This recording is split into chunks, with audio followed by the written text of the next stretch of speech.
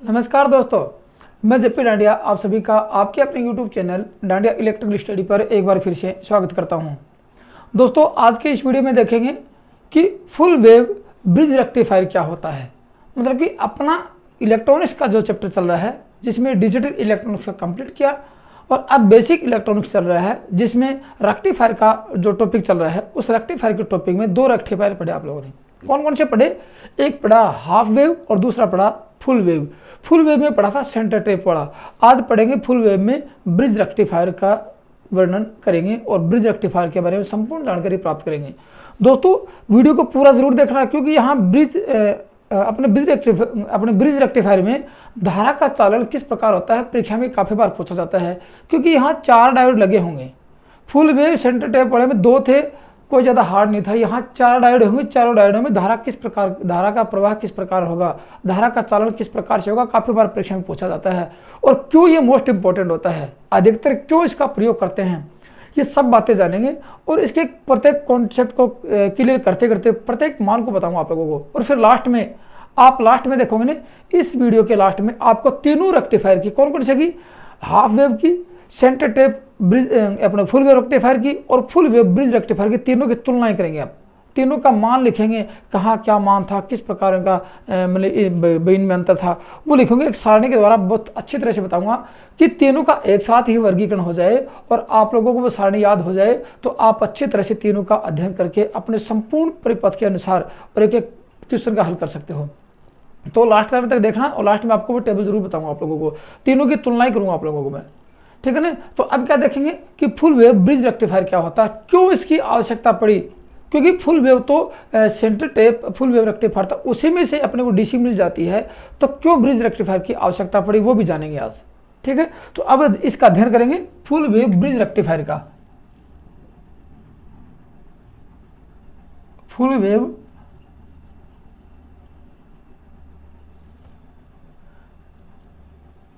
Bridge rectifier,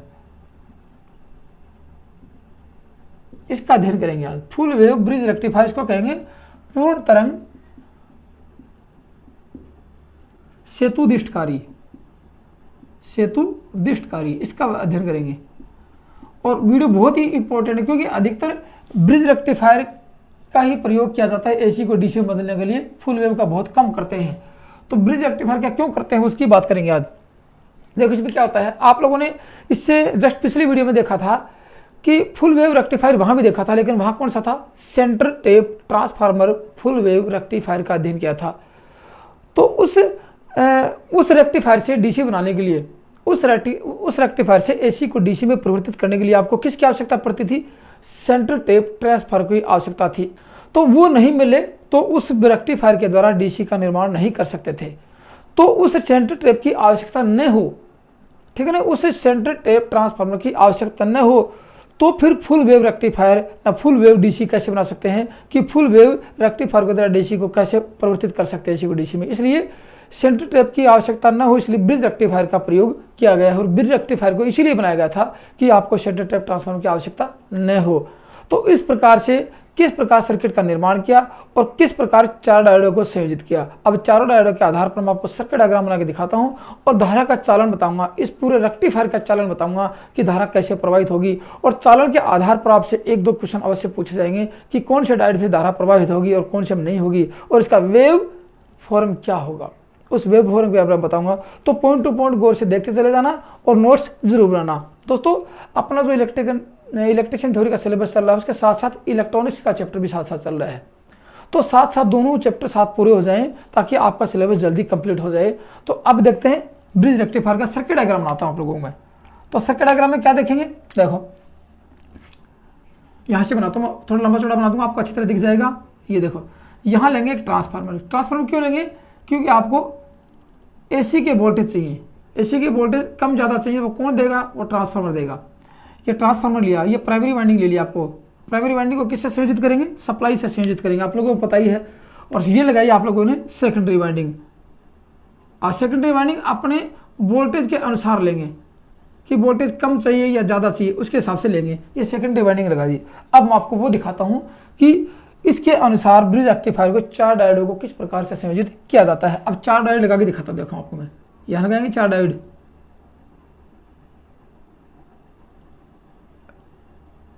ये एक bridge एक सेतु की भांति लगेगा, ठीक है ना। और अब यहाँ मैं डायोड, इनके बीच में डायोड लगा देता हूँ। अब डायोड में आपको पता है डायोड कैसा होता है, मैं डायोड का सिंबल बना के दिखाता हूँ आप लोगों को। डायोड का सिंबल ये देखो, ये होता है, ये सिंबल होता है। ये क्या है, ये P है और ये N है, अर्थात ये एनोड है और ये कैथोड है। ये होता है, ये कैथोड है, ये एनोड है, ये पॉजिटिव सिरा, ये नेगेटिव सिरा। यहाँ से पॉजिटिव लगाते हैं तो ये फॉरवर्ड बाइस हो जाता है, वो बताऊँगा आपको वो। अब देखो यहाँ से इन दोनों को यहाँ संयोजित कर देते हैं, यहाँ से इसको संयोजित कर देंगे, ये कर दिया। अब इसमें डायोड को कैसे लगाएंगे, वो डायोड को देखो आप लोग। डायोड को यहाँ लगाएंगे ऐसे, ये लगाया एक डायोड, यहाँ देखो इसका NP इधर लगाया और N आप कैसे भी लगा सकते हो, फिर लास्ट में आपको इसको बताऊंगा कि कैसे लगाते हैं। आप कैसे भी लगा सकते हो इसको। एक डायोड ये लगाया, ठीक है, और एक डायोड ये लगाया और एक डायोड ये लगा दिया। अब मैं इसका संयोजन कर देता हूँ, देखो यहाँ से इसको इसके साथ कनेक्ट किया, यहाँ से ये कर दिया, ये कर दिया और ये कर दिया और ये कर दिया संयोजन। अब देखो यहाँ से मैं नंबर लगाऊं, ये डायोड नंबर 1 रहेगा आप लोगों का, ये डायोड नंबर 2 रहेगा, ये डायोड नंबर 3 रहेगा और ये डायोड नंबर 4। अब मैंने निर्धारित नहीं किया कि मैंने नंबर लगाई, निर्धारित आप अपने हिसाब से किसी भी प्रकार इसके नंबरिंग कर सकते हो, मैंने सिर्फ बताया आप लोगों को। तो क्या रहेगा देखो यहाँ से, अब जब भी आप इस डायोड का संयोजन करो तो एक दिशा में N होगा। कैसे मिलेगा आप लोगों को बताओ, देखो आपको मैं, जब डायोड के आप लेते हो ना, डायोड को जब भी खरीदोगे आप और लेोगे तो ये यहाँ से काली पट्टी मिलेगी आपको, बिल्कुल पीछे से अलग एक काली पट्टी मिलेगी, यहाँ से एक सफ़ेद पट्टी मिलेगी, पीछे काला मिलेगा। इसका मतलब ये क्या होगा, ये N सिरा होगा डायोड की पहचान का और ये P सिरा होगा। तो देखो यहाँ से ये डायोड, ये डायोड दोनों क्या हैं, ये N एक साथ हैं और ये P एक साथ है। इसका पॉजिटिव सिरा, इसका पॉजिटिव सिरा, इसका नेगेटिव सिरा, इसका दोनों एक साथ हैं। और फिर जो विपरीत सिरे होते हैं, याद रखना, जो विपरीत सिरे होते हैं, देखो ये नेगेटिव है, ये पॉजिटिव है। विपरीत सिरे जो भी होंगे उसको सप्लाई से जोड़ा जाएगा, विपरीत सिरे होंगे जो सप्लाई से संयोजित किया जाएगा, ये याद रखना बात। अब देखो इसमें क्या करेंगे आगे, इसमें सप्लाई दे दी और अब इसका आउटपुट निकाल लेते हैं। यहाँ से आउटपुट कैसे निकालेंगे, ये देखो यहाँ से आउटपुट ऐसे निकाल लेते हैं और एक आउटपुट यहाँ से निकाल लेंगे। ये रेजिस्टेंस लगाएंगे बीच में, क्योंकि लोड नहीं लगाएंगे तब तक धारा का प्रवाह नहीं होगा। ये रेजिस्टेंस लगाया बीच में और इसके साथ इसको संयोजित कर देते हैं। फिर आपको इसका चालन जरूर बताऊंगा आप लोगों को, आप समझ गए होंगे। ये इसका चालन रहेगा, याद रखना। ये इसका यहाँ से ये रेजिस्टेंस लगाया और ये आपको डीसी मिलेगी आउटपुट में, यहाँ पे डीसी मिलेगी आप लोगों को। कैसी मिलेगी, ये आपको उसका वेव फॉर्म दिखाऊंगा कि डीसी किस प्रकार की मिलेगी आप लोगों को। ये मैं पॉजिटिव दिखा देता हूँ कि यहाँ पॉजिटिव मिलने वाली है आपको। यहाँ क्या मिलेगी, पॉजिटिव ही मिलेगा यहाँ पे आपको। ये ऐसे हो गया यहाँ पे, ठीक है। और अब मैं आपको दिखाता हूँ कि क्या क्या मिलने वाला है। ये आगे आपको प्लस मिलेगा, ये आपको माइनस मिलेगा। धारा का चालन कैसे होगा, अब इसमें आप देखेंगे धारा का चालन। अब आप लोग देखोगे यहाँ क्या लगाया, एसी लगाई, AC VM sin omega T, ये लगाया यहाँ पर आप लोगों ने। धारा का प्रवाह ऐसे होगा यहाँ पे। तो ये क्या है, ये प्राइमरी वाइंडिंग है, इसका P1 सिरा ये रहेगा और P2 सिरा ये रहेगा।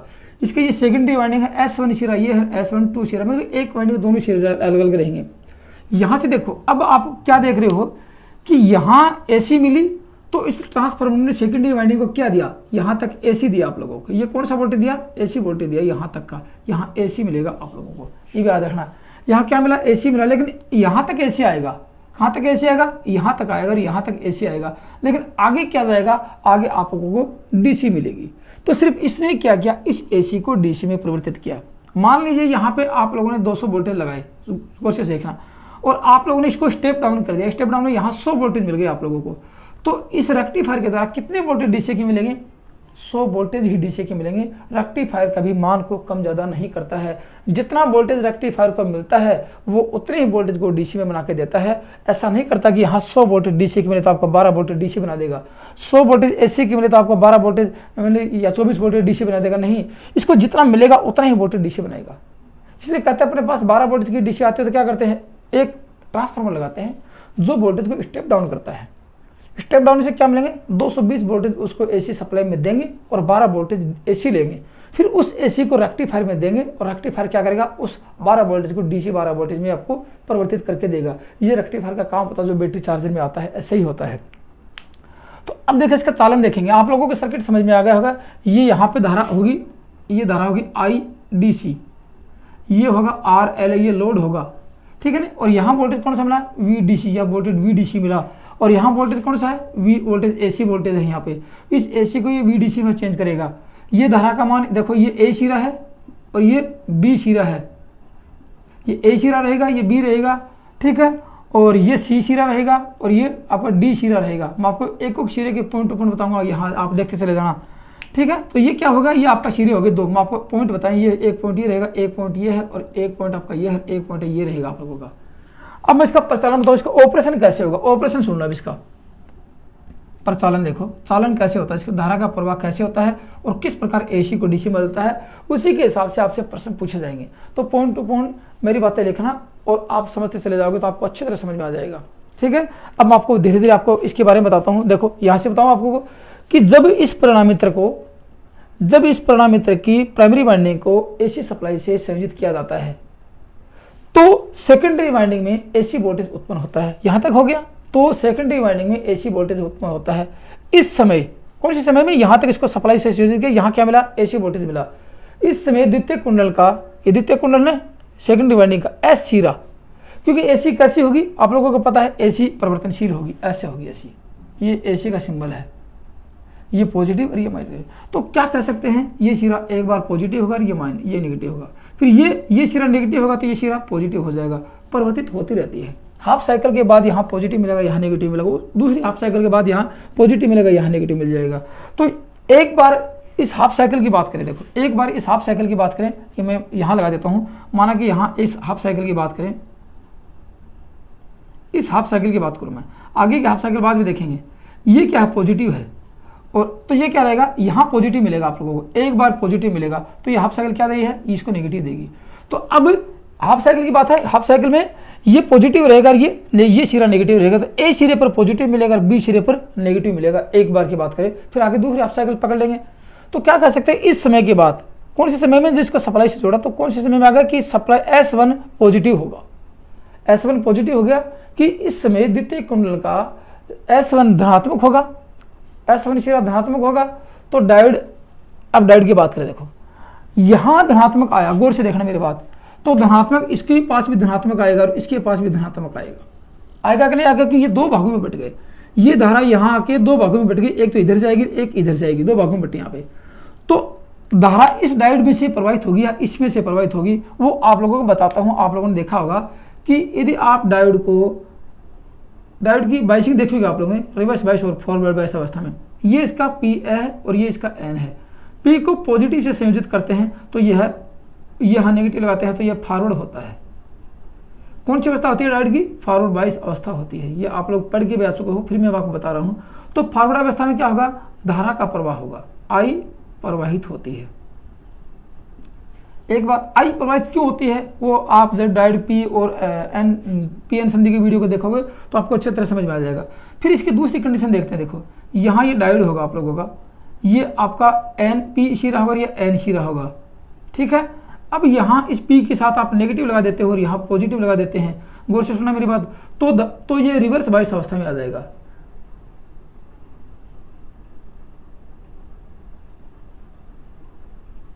रिवर्स बाइस हो जाएगा, मतलब कि ये पश्च अभिनेति होगी, ये अग्र अभिनेति होगी। रिवर्स बाइस अवस्था में धारा प्रवाहित आई नहीं होगी, आई नहीं प्रवाहित होगी।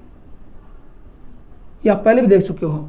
तो अब आपके पास दो डायोडों में धारा गई है, ये पॉजिटिव दो डायोड में गया है, डायोड नंबर 1 में गया है और डायोड नंबर 2 में गया है। गौर से देखना, डायोड नंबर 1 में गया, डायोड नंबर 2 में गया। तो कौन सा डायोड फॉरवर्ड होगा, डायोड नंबर 2 फॉरवर्ड होगा और डायोड नंबर 1 रिवर्स होगा। तो इसमें से धारा प्रवाहित नहीं होगी, यहाँ धारा प्रवाहित नहीं होगी और यहाँ धारा प्रवाहित हो जाएगी। वो धारा कहाँ जाएगी, सिरे नंबर डी, सर्किट के डी सिरे के पास जाएगी। अब डी सिरे में से देखो यहाँ से धारा प्रवाहित आई, यहाँ गई, यहाँ आई, यहाँ आई और यहाँ पे आई, यहाँ से यहाँ पे आई धारा और वापस इधर आई और वापस इधर आई, घूमते आ गई सर्किट में। देखो सर्किट ये पूरा है तो अधूरा है, यहाँ पे सर्किट ये पूर्ण हो रहा है, यहाँ से गई, यहाँ पे आ गई, यहाँ आई धारा प्रवाहित होती हुई। यहाँ कौन सी आई है, धारा आई है पॉजिटिव शिरा आपका, क्योंकि पॉजिटिव शिरा आ रहा है। अब देखो इस कंडीशन में आ गई कि सब यहाँ पॉजिटिव यह आएगा, तो ये तो क्या था, ये पहले से रिवर्स था, ये तो क्या है रिवर्स था पहले से, तो यहाँ तो धारा जाएगी नहीं, तो धारा इधर जाएगी, इधर से इधर जाएगी और यहाँ पे आएगी और यहाँ तक पहुँच जाएगी। तो सर्किट में क्या हुआ, इस सर्किट का निर्माण कैसे हुआ, अब मैं आपको बताता हूँ कि हाफ साइकिल में क्या होता है। ये हाफ साइकिल की बात करते हैं पहले। ये हाफ साइकिल जब आती है तो क्या होता है, इसके सर्किट को बताता। देखो जैसे आप लोग देखोगे कि इस सर्किट में हाफ साइकिल में ये मैं उठा देता हूँ, एक नीचे एक सर्किट बनाता हूँ, आप लोगों को अच्छी तरह समझ में आएगा कि कौन कौन सी कंडीशन पैदा होती है यहाँ पे हाफ साइकिल में, कौन सी कंडीशन पैदा होती है, अगले हाफ साइकिल में क्या होता है। तो देखो जैसे यहाँ से ये सिरा आ गया आपका, कौन सा सिरा है, ये सिरा, ये ए सिरा है, ठीक है ना, ए सिरा है, यहाँ से ये जाएगी धारा, इधर तो जाएगी नहीं धारा, ये गई धारा और यहाँ से डायोड में आ गई, इसमें से धारा प्रवाहित हुई, गौर से इसमें धारा प्रवाहित हुई, ये देखा आप लोगों ने। फिर कहाँ जाएगी, ये आ गया डी शिरा आपका, ये क्या है, डी शिरा, ए शिरा है, ये डी है। फिर यहाँ से प्रवाहित होती है, आर एल में से प्रवाहित होगी, या आर एल में से, फिर आर एल में से प्रवाहित होगी, यहाँ आएगी धारा, देखो इस रास्ते से गुजरती, ये आ गई, यहाँ आ गई, यहाँ से क्या होगा, देखो यहाँ इसके ऊपर आएगी धारा, ये यहाँ पे आगे, ये आपका शिरा था और ये आ गई धारा, यहाँ पहुंची, यहाँ पे आपको शिरा कौन सा मिलेगा, ये शिरा मिलेगा आपको, सी शिरा मिलेगा। अब एक सर्किट तो इधर आया आपका लोगों का, इधर, अब इधर सर्किट आया तो इधर क्या था, आप लोगों को डायोड लगा रखा है, देखो इधर ये डायोड। तो यहाँ क्या हुआ आप लोगों का कि ये हो गया आपका डायोड और ये सर्किट पूरा यहाँ पे, तो ये आपका सी शिरा है, देखो ये सी, और एक सर्किट आपका इधर जाएगा, इधर तो धारा प्रवाहित होगी नहीं और इधर भी धारा प्रवाहित नहीं होगी, दो सर्किट गए। तो ये कौन सा था, D2 है और ये D3 है। तो इसमें से अब क्या होगा, इसमें से अब आपको कंडीशन बताता हूं, और ये आपका शिरा निकल गया कहाँ पे, ये सेकंड डिवाइडिंग का शिरा निकल गया, ये सेकंड डिवाइडिंग का शिरा यहाँ आ गया निकल के, ठीक है ना, ये सेकंड डिवाइडिंग का शिरा आ गया निकल के, ये एक शिरा यहाँ पे था, बस ये तो था, ये देखो ये आप यहाँ पे। तो अब क्या हो गया, यहाँ ए सिरे से धारा D2 में से प्रवाहित होकर D के पास आएगी, D से RL में से प्रवाहित होता है, D इसमें C सिरे के पास आएगी, ये C सिरा, और D3 में से प्रवाहित होकर वापस सेकंड डिवाइडिंग के सिरे में चली जाएगी। तो इसमें क्या लिख सकते हैं, इसके बारे में लिख सकते हैं कि ये लिखेंगे कि जब हाफ शिरा में पॉजिटिव होती है, लिख लो हाफ शिरा जब पॉजिटिव होता है तो S1 सेकंड लिखो, ट्रांसफार्मर का S1 सेकेंडरी वाइंडिंग का S1 शिरा पॉजिटिव होता, धनात्मक होता है, लिख लो धनात्मक होता है। तो धारा कहां जाएगी, D2 डायोड नंबर 2 से प्रवाहित होकर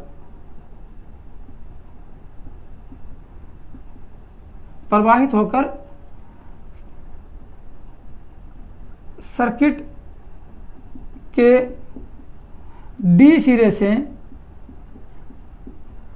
RL लोड प्रतिरोध RL का मतलब लोड प्रतिरोध से होकर ये सर्किट बना लेना, ये RL रहेगा आपका, यहां से आई ए से, फिर D2 में से प्रवाहित होकर डी सिरे की, फिर लोड RL में से प्रवाहित होकर RL से होकर सी सिरे से, ये सी सिरा है आपका, ये सी सिरे से डायोड नंबर 3 D3 से होकर परिणाम मित्र मतलब ट्रांसफार्मर की द्वितीयक कुंडलन के S2 में प्रवाहित होगी। ये आपकी एक कंडीशन आ गई, हाफ साइकिल की कंडीशन ये आ गई। मैंने पूरी रामलीला लिखा दिया आपको कि क्या क्या होगा। S1 में से प्रवाहित होगी, S1 धनात्मक होगा तो धारा D2 से आएगी, D2 से D से आएगी, D में से होकर RL से जाएगी, RL में अब इनमें क्यों आएगी लिख लेना कि D2 व D3 फॉरवर्ड बाइस होंगे। इस कंडीशन में क्या होंगे, D2 व D3 फॉरवर्ड बाइस होंगे, तब जाके इसमें धारा प्रवाहित, यहाँ धारा गुजर जाएगी यहाँ से। तो एक कंडीशन आपकी आ गई, एक हाफ साइकिल ये थी। अब दूसरी हाफ साइकिल की बात करें तो क्या होता है, कंडीशन कहाँ बदलती है वो देखता हूँ। देखो मैं आपको दिखाता हूँ। अब क्या होगा, एक हाफ साइकिल ये गई तो इसके अंदर यदि इस हाफ साइकिल की बात की जाए, यहाँ से ये हाफ साइकिल थी, तो इसकी तो बात कर ली आप लोगों ने, यहाँ पे इसका तो कंडीशन देख ली। अब ये कंडीशन आएगी तो क्या होगा, ये कंडीशन आएगी तो यहाँ माइनस हो जाएगा और यहाँ प्लस हो जाएगा। अब दिशा बदल चुकी है किसकी, क्योंकि AC का मान एवं प्रवाह दिशा समय के साथ परिवर्तित होता रहता है, इसलिए अब कंडीशन चेंज हो चुकी है। तो क्या कर सकते हैं, यदि देखो यहाँ लिखेंगे, इसके बदले में लिखें, अब इस अवस्था में हाफ साइकिल के बाद क्या होता है, देखो बाद की कंडीशन देखते हैं। हाफ साइकिल के बाद S2 इसकी बात करें, S2 किसका, ये S2 ये द्वितीयक वाइंडिंग का सिरा है, द्वितीयक कुंडल का S2 धनात्मक होगा और S1 ऋणात्मक होगा। दिशा बदल जाएगी। तो अब क्या कंडीशन देखो, धारा अब यहाँ ऐसे मान लो कि ये माइनस हो गया S1 और ये माना कि अब प्लस हो गया, तो प्लस होगा। तो अब इसमें कंडीशन देखो कि D3 और D4 ये दो सिरे, D3 और D4, D3 क्या हो जाएगा, रिवर्स हो जाएगा। अब क्या होगा, D3 रिवर्स हो जाएगा जिसमें धारा प्रवाहित नहीं होगी, और ये D1 ये D4 क्या हो जाएगा, ये फॉरवर्ड हो जाएगा कि धारा प्रवाहित हो जाएगी यहाँ पे। तो क्या कर सकते हैं, S1 धनात्मक, तो धारा लिखेंगे, धारा I की बात करें, धारा प्रवाहित होगी ना यहाँ पे I D4 में से, ठीक है ना, यहाँ से होगी पॉजिटिव D4 में से, धारा D4 में से होकर धारा यहाँ जाएगी, यहाँ से यहाँ जाएगी, यहाँ फिर वापस ऐसे घूम के आएगी, ये आएगी घूम के वापस, ठीक है ना, और फिर वापस घूम के, ये तो हो गया फॉरवर्ड रिवर्स बाइस, इसकी तो बात ही नहीं करेंगे, ये तो होगा पूरा रिवर्स बाइस अवस्था में, इसकी बात नहीं करेंगे। और अब ये रिवर्स बाइस हो जाएगा क्योंकि यहाँ पॉजिटिव ये रिवर्स बाइस हो जाएगा, कंडीशन बचेगी 2 की बात। तो धारा यहाँ से घूम के ऐसे आएगी। तो मैं पहले आपको सर्किट बना देता हूँ। धारा D4 में से प्रवाहित होकर RL में से, D4 में से प्रवाहित होकर RL में जाएगी, RL में से C बिंदु पर D1 में से प्रवाहित होकर D1 में से प्रवाहित होकर द्वितीयक कुंडलन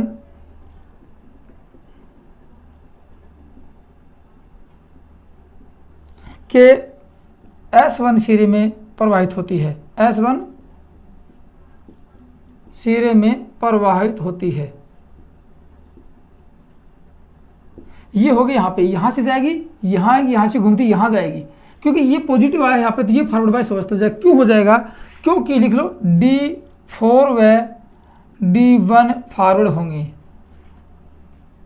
फॉरवर्ड बाइस होंगे,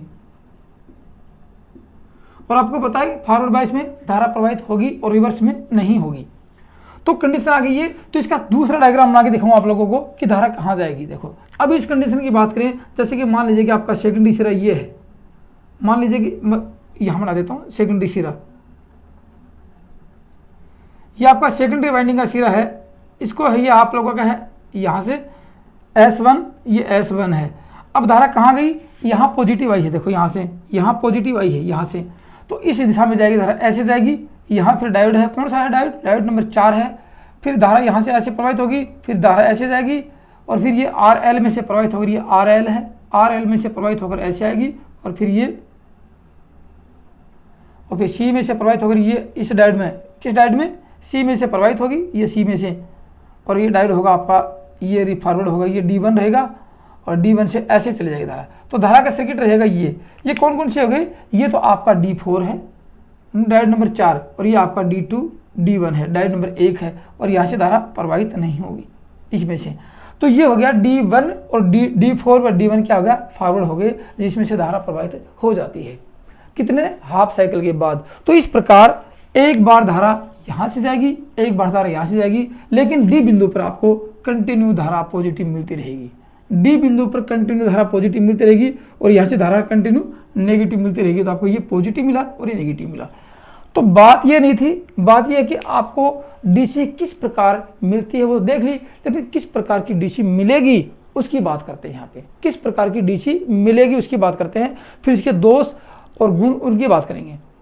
चलो देखो ये तो आप लोगों ने लिख लिया होगा। अब मैं इसके आगे की बात करता हूँ। देखो यहाँ से कि धारा किस प्रकार मिलेगी आपको, उसकी बात कर लेता हूँ। धारा किस प्रकार की मिलेगी वो दिखाता हूँ आपको। मैं एक वेव फॉर्म दिखाता हूँ आपको, आउटपुट वेव फॉर्म। आउटपुट में धारा कौन सी मिलती है उसकी बात करता हूँ। तो सबसे पहले आपके सामने कंडीशन क्या थी, S1। देखो S1 क्या था, पॉजिटिव था। S1 पॉजिटिव था और S2 क्या था, नेगेटिव था। ये चीज़ आपके सामने कंडीशन आई थी सबसे पहले। तो इस कंडीशन में क्या होगा, आपके ने एसी कौन सी लगाई, मैं एसी का वेव फॉर्म दिखा देता हूँ यहाँ पे आपको। देखो ये एसी का वेव फॉर्म यहाँ पे ऐसे दिखाएंगे। ये एसी कौन सी, देखो ये एसी मैं पूरा सर्किट बताऊंगा आपको कि किस प्रकार की धारा मिलती है आप लोगों को। ये एसी आप लोगों ने ये एसी लगाई आप लोगों ने, मान लीजिए कि यहाँ तक लगाई। ये डब्ल्यू ओमेगा, ये ओमेगा टी है, ये पॉजिटिव है ये नेगेटिव है, ये पॉजिटिव है ये नेगेटिव है, ये पॉजिटिव है ये नेगेटिव है, ऐसे लगाई आप लोगों ने।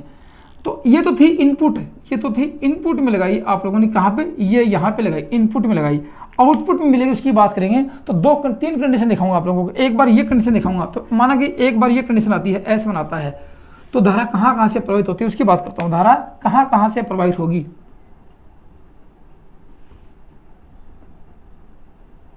ये देखो इसकी बात करता हूँ यहाँ पे। तो धारा कब प्रभावित होगी, जब S1 पॉजिटिव होगा ये यहाँ पे, तो D1 देखो, D2 यहाँ से प्रभावित होगी, D2 व D3 ये दो होंगे, D2 व D3 क्या होंगे, ये आपको होंगे फॉरवर्ड बायस अवस्था में। तो यहाँ से क्या मिलेगा, ये यहाँ से मिलेगा, ये धारा प्रभावित होगी ऐसे। मैं हाफ साइकिल दिखा देता हूँ इसकी, ऐसे हाफ साइकिल, ये हाफ साइकिल, ये आधी हाफ साइकिल, ये आदि, ये होगी और ये होगी और लास्ट में आती है ये। तो ये धारा यहाँ से प्रभावित कौन कौन से की होगी, D2 की होगी और D3 की होगी, ये चलेगी। फिर हाफ साइकिल रुक जाएगी, फिर हाफ साइकिल में इसके पास फिर पॉजिटिव आएगा, तो ये धारा फिर प्रभावित हो जाएगी। ये किसकी, D2 की और D3 की चली जाएगी। फिर उसके बाद में ये चली जाएगी, ये किसकी गई, ये D2 की गई और D3 की गई। लेकिन जब ये सिरा बदल जाएगा, ये S1 पॉजिटिव नेगेटिव होगा और S2 पॉजिटिव होगा, ये हमने आपको लिखाई थी कंडीशन। तो उस समय क्या कंडीशन होगी, उस समय कंडीशन आपकी ये रहेगी कि आधे हाफ साइकिल के बाद क्या कंडीशन मिलेगी, ये कंडीशन मिलेगी आपको। कौन सी, कि D4 व D1 में से धारा प्रभावित होगी। ये D4 हो गया, D4 और D1। फिर आधे हाफ साइकिल के बाद ये आएगा D4 D1 और आधे हाफ साइकिल के बाद ये आएगा D4 D1। तो अब यहाँ क्या मिला, एक बार तो D2 व D3 की धारा मिली और दूसरे हाफ साइकिल में D1 व D4 की मिली। तो यहाँ कंटिन्यू आपको धारा मिलती रहेगी। तो आउटपुट में क्या मिला आप लोगों को, आउटपुट में मिलता क्या है उसकी बात करता हूँ। देखो आउटपुट में क्या मिलता है आप लोगों को उसकी बात कर लेता हूँ कि आउटपुट में किस प्रकार की धारा मिलेगी आप लोगों को। आउटपुट में ये धारा मिलेगी आप लोगों को, ये मिलती है यहाँ से। ये आधे हाफ साइकिल D2 की, D3 की, ये D4 D1 की, ये D2 D3 की, ये D4 D1 की, D2 D3 की और D4 D1 की, ये मिल गई आप लोगों को। यहाँ ये पॉजिटिव, ये D2 D3 D4 D1 D2 D3 D4 D1 और D2 D3 और D4 मतलब डायोड और D1 इनकी मिल गई। तो आउटपुट में मिल गई आपको ये कौन सी एसी है, ये आउटपुट एसी है, आउटपुट डीसी है। कैसी है, स्पंदी है। तो यहाँ मिल गई आपको स्पंदी धारा, स्पंदी डीसी मिल गई, स्पंदी डीसी जिसको बोलते हैं पल्सेटिक डीसी मिल गई। और यही centre tap full wave rectifier में आपको मिली थी। कैसे मिली थी, centre tap full wave rectifier में यही मिली थी। तो इसका मतलब आउटपुट दोनों की सेम मिलने वाली है। तो इस ब्रिज रेक्टिफायर का निर्माण क्यों किया, यहाँ सेंटर टैप ट्रांसफार्मर की आवश्यकता न हो, इसलिए यहाँ सेंटर टैप ट्रांसफार्मर की आवश्यकता की वजह खत्म करने के लिए आपने यहाँ ब्रिज रेक्टिफायर का प्रयोग किया है।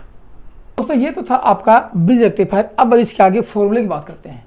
फॉर्मूले, जो फॉर्मूले आप लोगों ने centre tap full wave rectifier, दो रेक्टिफायर वाला, यदि वो दो डायोड वाला रेक्टिफायर देखा होगा, उसमें फॉर्मूले आपको मैंने लिखवाए थे, सेम टू सेम वही फॉर्मूले होंगे, क्योंकि आपको लास्ट में डीसी यही मिली है, और कुछ नहीं है। एक अंतर जरूर रहेगा, वो आपको बता देता हूं मैं। अंतर ये रहेगा कि वहां पे सेंटर टैप थी तो आधी वाइंडिंग का वोल्टेज एक बार काम आया और आधी वाइंडिंग का वोल्टेज एक बार काम आया, बस यही अंतर था। यहाँ टोटल वोल्टेज यहाँ पे काम आता है और फुल वाइंडिंग में पूरी वाइंडिंग का वोल्टेज काम आता है। तो यहाँ PIV वैल्यू का मान कम हो जाता है, बस इतना ही अंतर होता है। क्या कम होता है?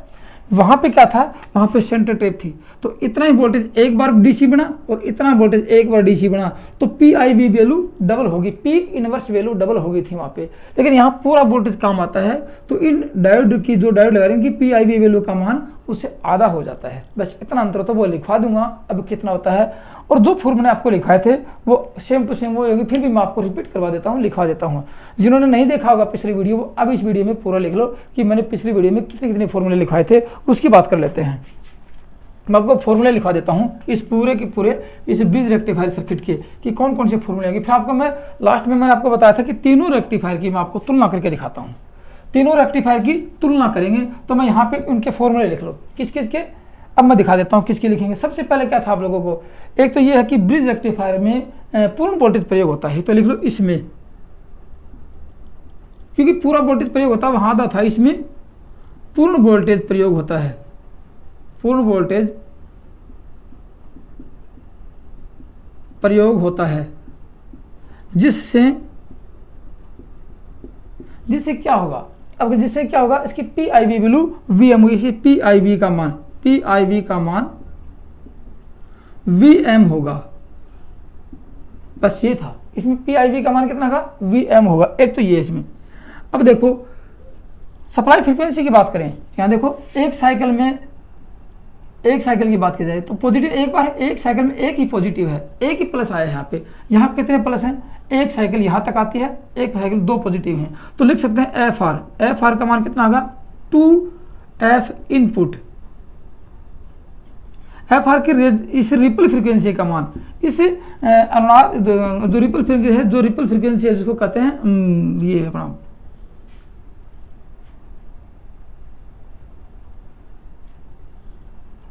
इस रिपल फ्रीक्वेंसी का मान कितना होगा 2F का मतलब फ्रीक्वेंसी, इनपुट में जो फ्रीक्वेंसी दी है, यहाँ यदि 50 है तो यहाँ आपको 100 फ्रीक्वेंसी मिलेगी। एक फायदा ये होता है आप लोगों को। दूसरा खत्म VDC का मान, यहाँ वोल्टेज कितना मिलेगा VDC का मान, उसकी गणना कर लेते हैं। VDC का मान कितना मिलेगा आपके, अब VDC का फॉर्मूला वैसे आप लोग पहले भी लिख लिया था, फिर भी लिख लो 0.636 VM, पीक वैल्यू का 0.636 से मल्टीप्लाई कर देंगे। या फिर ये नहीं मिलेगा तो दूसरा कैसे मिलेगा, या ये नहीं मिलता तो ये मिलता 2VM/π, ये आता आपके सामने परीक्षा में सारे फॉर्मूले आएंगे। फिर यदि ये नहीं मिलता है तो दूसरा फॉर्मूला और मिल सकता है आपको, यदि इसके बारे में देखें कि VRMS का मान कितना होगा, यहाँ कितना मिलेगा, RMS वैल्यू कितनी मिलेगी, VRMS तो मिलेगा ना VRMS इंटू 0.9, इसके बराबर में मिल सकता। तो तीन फॉर्मूले हो गए VDC के, यहाँ पे कोई भी फॉर्मूला पूछा जा सकता है, एवरेज में आता है, VRMS में आता है, एक ही आता है और एक आपके सामने ये आएगा। तीन फॉर्मूले आ गए। अब इसमें धारा का मान कितना मिलेगा, देखो एक बार धारा इसने दी, दो डायोड ने दी, और एक बार दो डायोड ने दी, तो दो ये होगा ना कि दो डायोड की धारा एक साथ मिल रही है, तो दो सर्किट की धारा आपको एक साथ मिलेगी। तो दो सीरीज में ये होगी इनकी और दो सीरीज में ये होगी इनकी, कि एक बार सीरीज में इसके साथ ये रहेगा, एक बार सीरीज में इसके साथ ये रहेगा, तो दो की मिल गई। तो IDC का मान, IDC मतलब ये धारा कितनी मिलेगी, ये IDC, ये धारा कितनी मिलेगी आपको, ये सर्किट में धारा परिवर्तन ये कितनी मिलेगी आप लोगों को, इसकी बात कर लेते हैं। इसमें लिखो इसका फॉर्मूला 2Im/π, एक फॉर्मूला इसका ये होता है। यदि ये फॉर्मूला नहीं होता तो आप लोग जानते हो कि धारा का मान ज्ञात करने के लिए वोल्टेज में प्रतिरोध का भाग दे देते हैं। तो वोल्टेज आपके पास VDC है और RL ये है ना, तो यहाँ लिख देंगे VDC/RL, ये आपको क्या मिल गया, ये IDC, यहाँ सर्किट की यहाँ धारा मिल जाएगी आपको। इसका फॉर्मूला एक ये है। अब प्रत्येक वोल्टेज एक डायोड की धारा वहन क्षमता की बात करते हैं कि एक डायोड कितनी धारा वहन क्षमता करेगा, एक डायोड धारा की मतलब कितनी धारा सहन कर सकता है, उसकी बात कर लेते हैं। तो उसको लिखते हैं डायोड की धारा वहन क्षमता I0 का मान 0.5, क्योंकि आधी इसकी यहाँ यदि 1 एम्पीयर धारा तो आधी ये देगा, आधी ये देगा ना, तो यहाँ जो धारा होगी उसका 0.5 यहाँ होगा, आधी धारा वहन क्षमता करने वाला होगा। तो यहाँ IDC मतलब ये धारा, इस धारा का 0.5 ये डायोड सहन करेगा, 0.5 ये डायोड सहन करेगा, प्रत्येक डायोड 0.5 धारा जो कुल धारा होगी इसके सहन करेगा। और PIV वैल्यू मैंने आपको लिखवा दी है। अब इसकी एफिशिएंसी की बात की जाए तो दक्षता कितनी होती है, इसकी दक्षता उसके बराबरी होती है 81.12, ये काफ़ी बार परीक्षा में जितने मैंने आपको बताया पूछे जाते हैं। अब कभी कभार रिपल फैक्टर का नाम आता है। रिपल फैक्टर क्या होता है, रिपल फैक्टर की परिभाषा मैंने इससे पिछली वीडियो में बताई थी, आप देख लेना।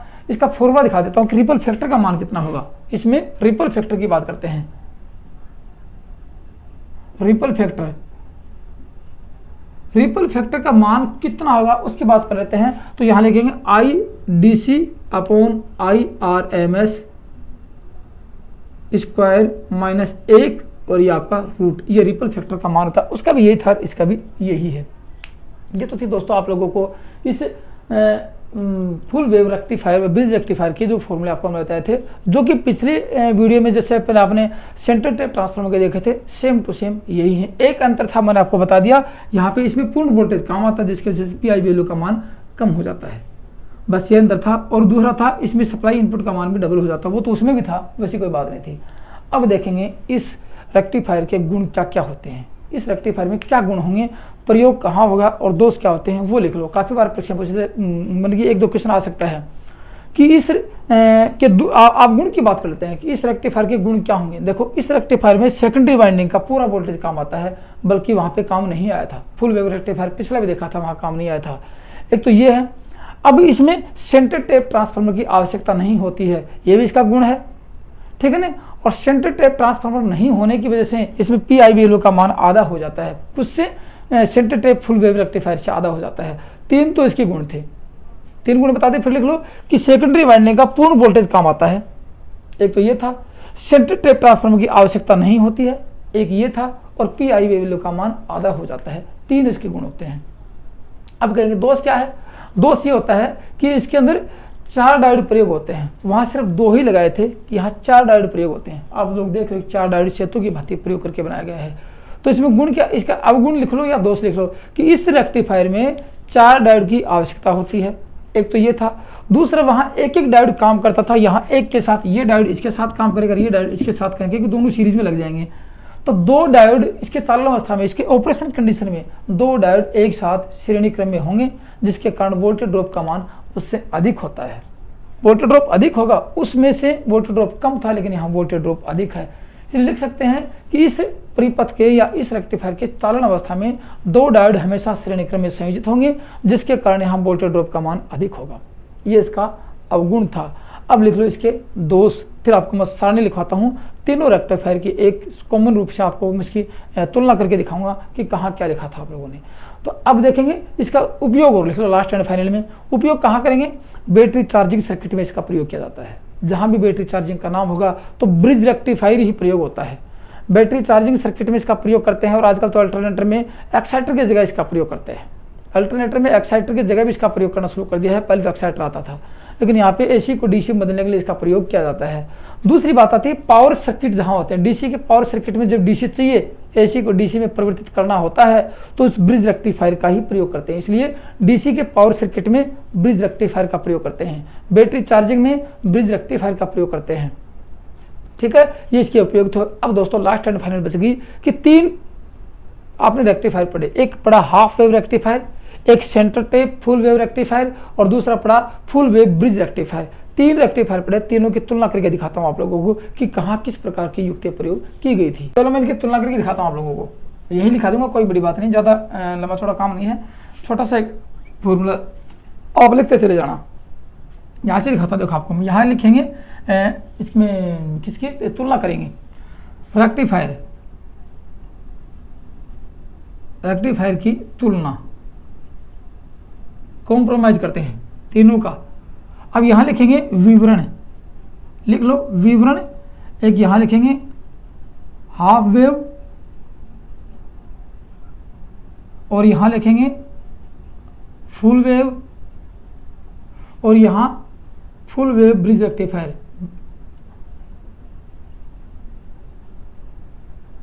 फुल वेव ब्रिज रेक्टिफायर यहाँ, और यहाँ सेंटर टेप। 2 रहेंगे आपके पास, 3 रेक्टिफायर हो गए। एक रेक्टिफायर ये हो गया। अब मैं आपको सारणी बना देता हूँ कि तीनों का मान कैसे कैसे ज्ञात करेंगे, और इन तीनों की फॉर्मूले क्या होंगे।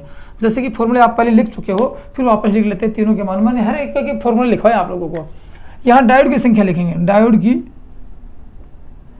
संख्या, कितने डायोड चाहिए आप लोगों को, यहाँ 1 चाहिए, यहाँ 2 चाहिए, यहाँ 4 की आवश्यकता होगी, ठीक है।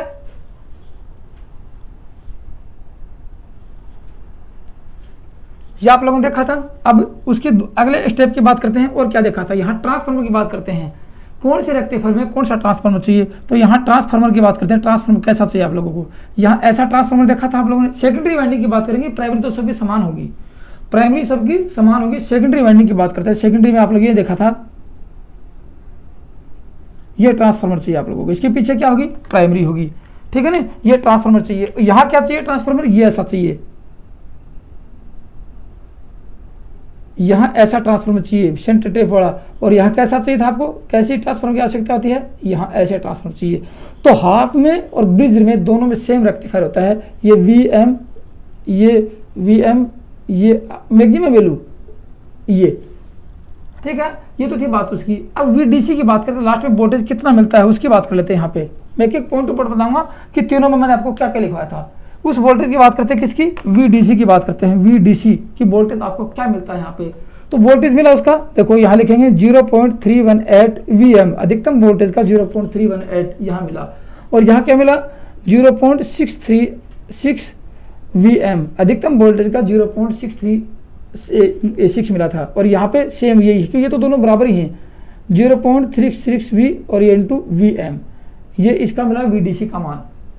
वीडीसी में ये वोल्टेज डीसी, ये कौन सा था, ये आप एवरेज कर सकते हैं या वोल्टेज डीसी का मान कर सकते हैं। अब आरएमएस मान की बात करें कि आरएमएस मान में आपको क्या मिला वोल्टेज का, क्योंकि एसी फ्रीक्वेंसी था इसमें। आरएमएस मान की बात करें कि वी आरएमएस डीसी का, ये डीसी में यहाँ क्या मिलेगा आप लोगों को। तो यहाँ मिला था आप लोगों को VN/पाई, ये लिखवाया था आपको मैंने, याद होगा तो। या फिर ये नहीं लिखवाया था तो दूसरा लिखवाया होगा मैंने आपको, VRMS, ये मैंने आपको नहीं लिखवाया होगा तो ये पक्का लिखवाया होगा VRMS इंटू 45, VRMS 0.45 इंटू में हो गया, एक ये लिखवाया होगा आप लोगों को, याद होगा। यहाँ क्या लिखवाया था 2VM/पाई, फिर ये नहीं लिखवाया गया तो दूसरा लिखवाया आप लोगों को मैंने कि VRMS इंटू 0. यदि यहाँ 45 है तो यहाँ मैंने 100 डबल लिखवाया था, 90 लिखवाया होगा, आपको याद होगा, क्योंकि इससे डबल है नहीं ये लिखवाया था। इसमें भी सेम ये होगा 2VM, ये याद, इस परीक्षा में 1% इस टेबल में से अवश्य पूछा जाएगा, बहुत मोस्ट इंपॉर्टेंट टेबल है। मैंने आपको शुरू में बताया कि लास्ट टाइम में बताऊंगा तीनों की तुलना में कि आपको मैंने क्या क्या लिखवाया था। ये लिखवाएगा पाई का मान, यदि ये मैंने आपको नहीं लिखवाया होगा तो ये आपको जरूर लिखवाएगा, या कौन से लिखवाएगा VRMS इंटू 0.9, ये आप लोगों को VRMS का मान लिखवाया था मैंने आप लोगों को। अब और क्या बच गया, देखो 1 2 3 4 स्टेप बच गए, 6-7 स्टेप है इसकी।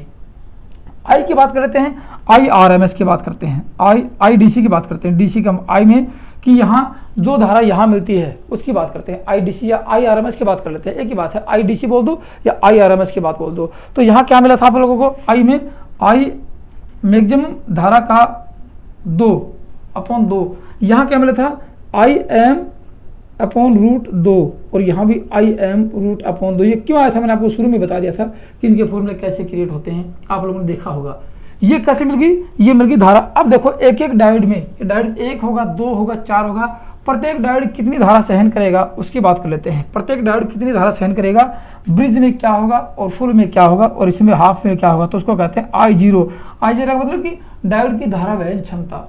I0 का मतलब क्या है, डायोड की धारा वहन क्षमता। तो यहाँ एक रेक्टिफायर की बात है, हाफ की बात करते हो, IDC जो भी मिलती है वो RMS में मिलती है, उसकी IDC मिलेगी वो सहन करेगा। लेकिन इसकी बात की जाए तो 0.5 ये आधी धारा सहन करेगा, मतलब कि एक डायोड इसकी आधी सहन करेगा, यहाँ मिलती है। हाफ में तो पूरी धारा सहन करने वाली होती है, लेकिन यहाँ आधी करेगा। तो 0.5 इंटू IDC जो मिलेगी लास्ट में उसका 0.5 होगा। और यहाँ भी कितना होगा 0.5 IDC का मतलब कि लोड में जो धारा मिलती है, लास्ट एंड लाइन धारा जो आपको मिलती है DC में, उस धारा की बात कर रहा हूँ आपको। ये क्या था आप लोगों का, IDC का मान था। और PIV वैल्यू का मान एक और बच गया, sorry, PIV value, peak inverse value की एक रिवर्स अवस्था में डायोड को कितना वोल्टेज मिलेगा। तो जो अधिकतम वोल्टेज था VM वो मिलेगा इस हाफ में, ठीक है ना, अधिकतम। और यहाँ मिलेगा 2VM, यहाँ अधिकतम वोल्टेज का 2 गुना, और यहाँ भी VM अधिकतम वोल्टेज के बराबर मिलेगा। ये क्या था, ये था इसमें PIV वैल्यू का मान। अब रिपल फैक्टर बच गया। रिपल फैक्टर आपको याद होगा, मैंने आपको लिखवाया होगा। रिपल फैक्टर क्या होता है, रिपल घटक क्या होता है। रिपल फैक्टर आपको बताया था मैंने कि AC रेक्टिफायर के AC को DC में परिवर्तित करने के पश्चात DC में AC के जो अंश रह जाते हैं उसको रिपल घटक कहते हैं। ठीक है ना। और एसी के आरएमएस और औसत मान और डीसी का आरएमएस औसत मान के अनुपात को रिपल फैक्टर कहते हैं, जिनका मान निर्धारित होता है, मैंने आपको बताया था। तो हाफ वेव में कितना बताया था आपको याद होगा, यदि लिखा होगा तो यहाँ लिख लो। रिपल फैक्टर की बात करते हैं, अलग से लिख देते हैं। ये हो गया आपका, यहाँ लिखो रिपल फैक्टर। मैंने जितनी बात बताई सारी परीक्षा में बहुत मोस्ट इंपॉर्टेंट है, आप एक बार याद कर लोगे तो इलेक्ट्रॉनिक क्षेत्र में आपको रेक्टिफायर की वजह से कोई प्रश्न गलत होने वाला नहीं होगा। तो ये था रिपल फैक्टर का मान, यहाँ 1.1 ये था, और यहाँ पे 0.48 था, और यहाँ पर भी 0.48 था। ये रिपल फैक्टर का मान था यहाँ पे। अब एक बात और बच गई कि रिपल आवृत्ति का मान क्या होगा, रिपल आवृत्ति का मान क्या होगा, रिपल फ्रीक्वेंसी का मान क्या होगा। तो आप लोगों को मैंने बताया था, फिर भी लिख लो। रिपल फ्रीक्वेंसी का मान लिखेंगे, यहाँ लिख देता हूँ, बीच में एक कॉलम बना के यहाँ लिख देता हूँ मैं। रिपल फ्रीक्वेंसी नीचे जगह नहीं है ना, एफ आर। रिपल फ्रीक्वेंसी क्या होगी, यहाँ इनपुट जो सप्लाई आवृत्ति है उसका, उसके बराबर इनपुट एफ इनपुट के बराबर, और यहाँ 2 × एफ इनपुट का 2 गुना, जो सप्लाई इनपुट में जो आवृत्ति इनपुट में मिली उसका 2 गुना, और यहाँ 2 × एफ इनपुट जो सप्लाई आवृत्ति की आवृत्ति होती है शुरू में दिया था उसके बराबर होती है। ये दोस्तों क्या था आप लोगों का रेक्टिफायर का कंप्लीट वर्गीकरण था। रेक्टिफायर हाफ वेव रेक्टिफायर पढ़ा, full wave rectifier centre tap वाला देखा, और ब्रिज रेक्टिफायर वाला फुल वेव रेक्टिफायर देखा। तो इसमें आपको किसी प्रकार की कोई समस्या है, या आपको समझ में नहीं आया हो, या मैंने टेबल में कुछ गलत लिखा हो, या आपने याद नहीं किया हो, या आपने नोट्स बनाए हो, तो आप मेरे को इस पर के बारे में जरूर बताना कि सर हमें एक बार दोबारा रिपीट करवा दीजिए, मैं आपको कंप्लीट सिलेबस दोबारा रिपीट करवा दूंगा। ऐसी कोई बात नहीं है। तो दोस्तों आज की वीडियो में सिर्फ ये था। थैंक यू, धन्यवाद।